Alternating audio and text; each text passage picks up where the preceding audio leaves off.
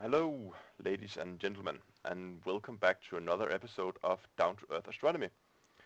Today, I want to be talking a bit about the Aether theory, and the reason why I want to talk about this specific theory is because it shows how we do science, how we progress in science, and we're going to talk a bit about that.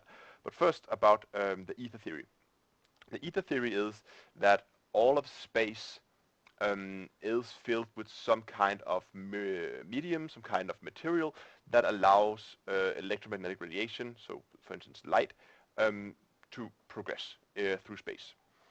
And this is simply because if light behaves as a wave, then it must have some kind of medium to progress in. I mean, that was at least the idea behind the Aether theory. Just as in any other observations we've made about waves is that they need this medium. I mean, you can't have sound without air because if there's no air, there's no medium for the sound to actually progress or to move in, and you can't have sound waves. And you can't have water waves if there's no water, and you can't have string waves if you don't have a string.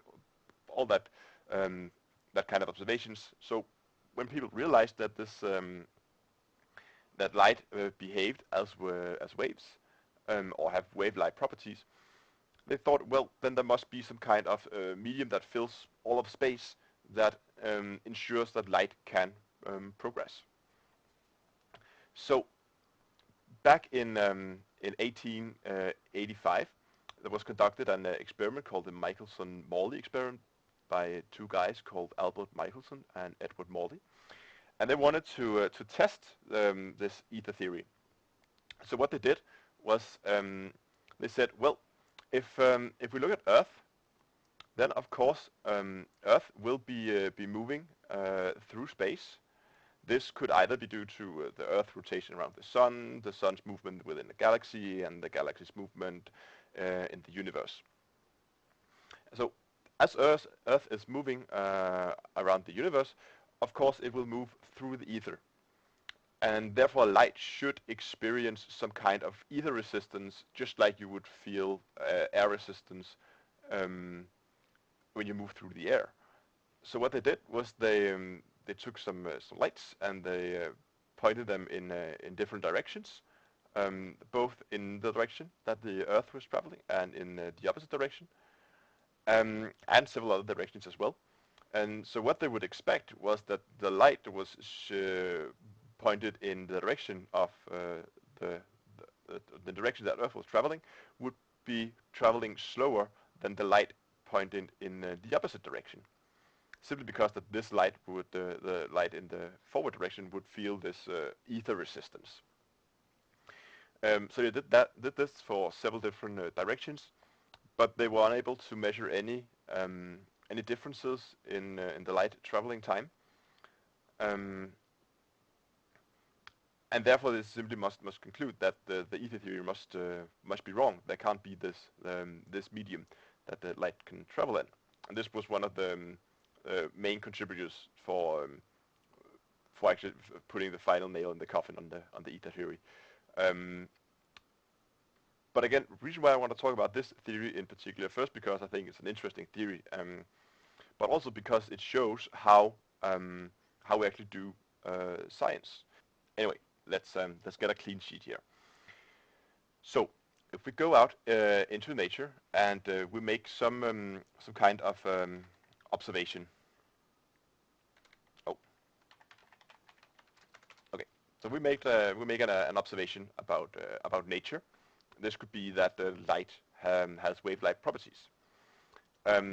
This observation will then lead to a theory. So we can use observations to make a theory.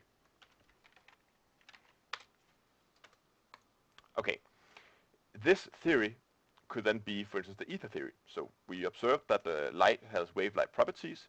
We then make a theory that then all space must be filled with some kind of medium. We can then use this theory to make a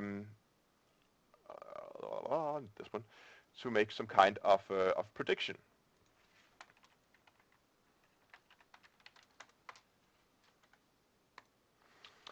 And this prediction could be that light would be traveling at different speeds in different directions.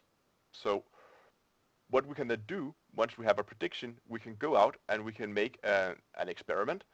Um, and that experiment is essentially a new observation. So we cycle back to the observations. Then we make a new observation and we ask, does this new observation fit our current theory? And if it does, well, then we're good. Then hopefully we can make a new prediction and we make a new observation.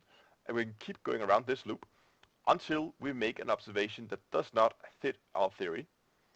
And at that point, ideally, we should disregard this theory, or at least alter it in some way such that it fits this new observation, including all previous observations.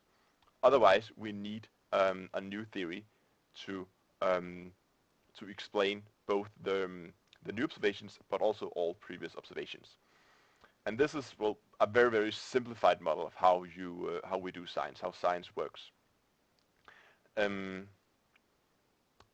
but anyway, fairly short video. I hope you guys enjoy it. If you have any thing you want me to try and explain in a future video, please drop a comment down below. Remember to like the video, subscribe to the channel, and until next time, have a good one.